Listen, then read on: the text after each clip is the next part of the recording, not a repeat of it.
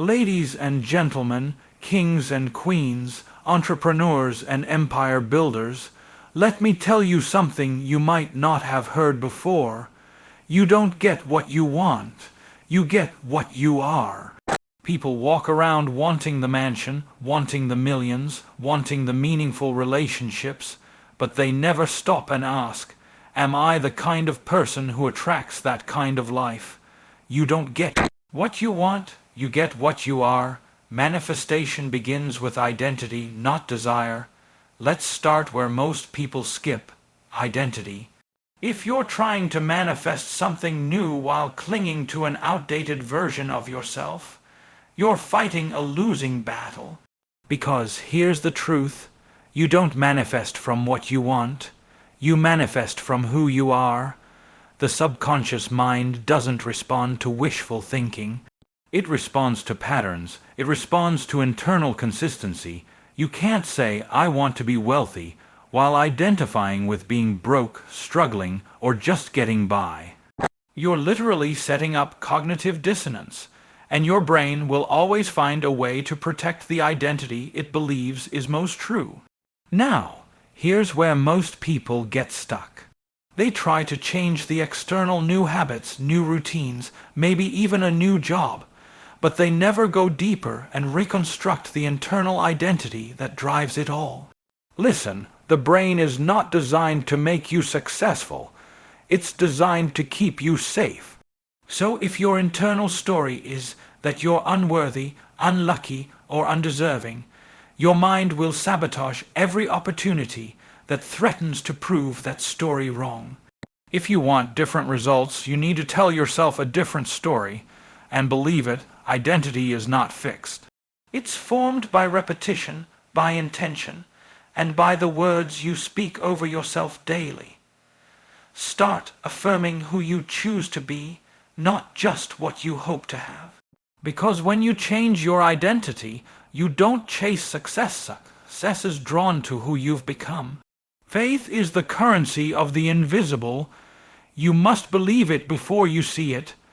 Faith is not just a spiritual concept, it's a psychological and philosophical necessity for manifestation. Most people operate from a framework of I'll believe it when I see it. But manifestation requires the exact opposite. You'll see it when you believe it. Faith is the mental blueprint of creation. It is the ability to hold a vision in your mind so clearly and so confidently that it becomes more real to you than your current circumstance. Now, I want you to think about how powerful that is. Every invention, every breakthrough, every fortune ever built started with someone believing in what they couldn't yet prove. That's not fantasy. That's faith in action. When you exercise faith, you're giving your subconscious a directive. You're saying, build this, make this real. And your brain, wired to find congruence, starts filtering opportunities, aligning behaviors, and attracting people that match that vision. But here's the challenge. Most people have more faith in their limitations than in their possibilities. They believe more in their past than in their potential, and so they manifest more of the same. Faith doesn't deny reality, but it defies limitations. It chooses to believe in spite of, not because of what's visible, but because of what's inevitable, if you stay aligned. So the question isn't whether faith works. The question is, where are you placing it? Because whatever you believe in consistently, you empower to exist. Decisions create direction. Your life is the sum total of the choices you consistently make.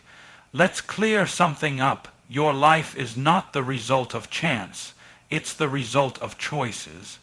Every direction your life has taken, every result you're experiencing right now, can be traced back to a decision you either made or avoided. The truth is, decisions shape destiny far more than conditions do. People love to talk about their circumstances, their upbringing, their disadvantages, but the deciding factor is never the environment. It's the decision made in response to it. See, indecision is a silent thief. It steals momentum, it delays purpose, and it keeps people in a loop of mental rehearsal with no real-world movement. And psychologically, the longer you delay a decision, the more your brain interprets it as a threat. That's how fear grows, not from the thing itself, but from the time we waste dancing around it. Philosophically, choice is what makes us human. The power of free will isn't just about morality. It's about creative authority. Every time you decide with clarity and conviction, you give your life direction. Decision anchors your identity and it activates your faith. It's how you tell the world and yourself what comes next. So, if you want to manifest anything meaningful, you have to stop waiting for certainty. Clarity doesn't come before decisions. It comes from them. Don't wait for the perfect moment. Decide now, move now, live now, because the longer you delay the decision, the longer you delay the destiny. Discipline is the bridge between thought and manifestation. Thinking alone won't bring results. Daily disciplined action will. Manifestation without discipline is imagination with no incarnation. It stays in your mind, never making its way into your life. And this is where most people get stuck. They confuse inspiration with transformation. They feel the spark, they get the vision, maybe even make the declaration. But when it comes time to do the work, consistently and deliberately, they fall off. Why? Because discipline doesn't feel good in the moment, but it always produces good in the outcome. Psychologically, discipline is how the brain creates new identity structures. It's not willpower, it's wiring. Every time you follow through on what you said you'd do, even when you don't feel like it, you're teaching your mind that the new version of you is real. That's how you build integrity with yourself. And when that internal alignment is there, manifestation becomes inevitable. You no longer resist success, you begin to expect it, because you've done the work that warrants the reward. Philosophically, discipline is the bridge between the unseen and the seen. You can have all the faith in the world, speak affirmations every morning, but if your habits contradict your hope, your results will expose that disconnect. You don't manifest what you want, you manifest what you're willing to work for with relentless consistency. So here's the bottom line. If your dream is worth visualizing, it's worth systemizing. Discipline is the divine structure that turns belief into reality. Start showing up like it's already yours. Environment accelerates or kills your growth. Who and what surrounds you either supports your vision or strangles it. You can't outgrow your environment if your environment refuses to let you evolve. Let that sink in. Every human being is shaped by the people, places, and patterns they're exposed to daily. If you're serious about manifestation, you have to understand this. Environment isn't just where you live. It's what you listen to, what you tolerate, and what you normalize. Psychologically, your environment sets the thermostat for your potential. If you surround yourself with low expectations, small talk, and scarcity thinking, your nervous system adapts to survive at that level. You start shrinking your vision not because you've lost your dream, but because your environment makes it feel unrealistic. That's how powerful influence is. Philosophically, growth is a form of disruption, and most environments, especially social ones, don't reward disruption. They reward familiarity, so the moment you decide to level up, expect resistance, not because people are bad, but because change threatens the status quo. But hear me clearly, staying small to make others comfortable is not loyalty, it's self-betrayal. If you want to manifest a higher life, you need to curate a higher environment. That means surrounding yourself with voices that speak vision, not victimhood. It means investing your time with people who challenge your thinking and elevate your standards. You don't have to cut everyone off, but you do need to be intentional about who gets access to your mind.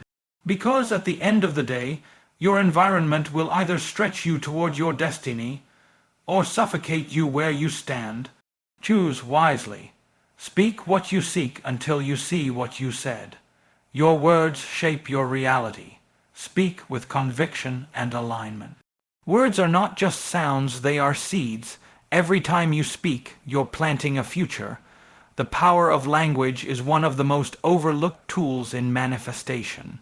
Most people think they're just describing life, but what they're really doing without knowing it is designing it. Your words are instructions to your subconscious, commands to your nervous system, and signals to the world around you. When you speak from alignment, you activate authority. When you speak from fear or doubt, you reinforce limitation. Psychologically, your brain doesn't know the difference between what's real and what's repeatedly spoken with conviction. It simply accepts whatever is repeated as truth and starts organizing your behavior to match that truth. That's how belief systems are formed, through repeated language, often borrowed from parents, culture, or past experiences. If you're not intentional, your speech will be a reflection of your history instead of a declaration of your destiny. Philosophically, language is the interface between thought and action. It's how invisible ideas become visible realities. That's why it's not enough to think abundance. You must speak it. Speak health, speak purpose, speak power, not as a lie, but as an act of creation. Your words should reflect where you're going, not just where you are.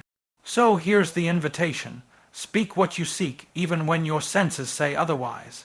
Because if you speak it long enough, your life will rise to meet your language. Your mouth is the pen. Start writing your future on purpose.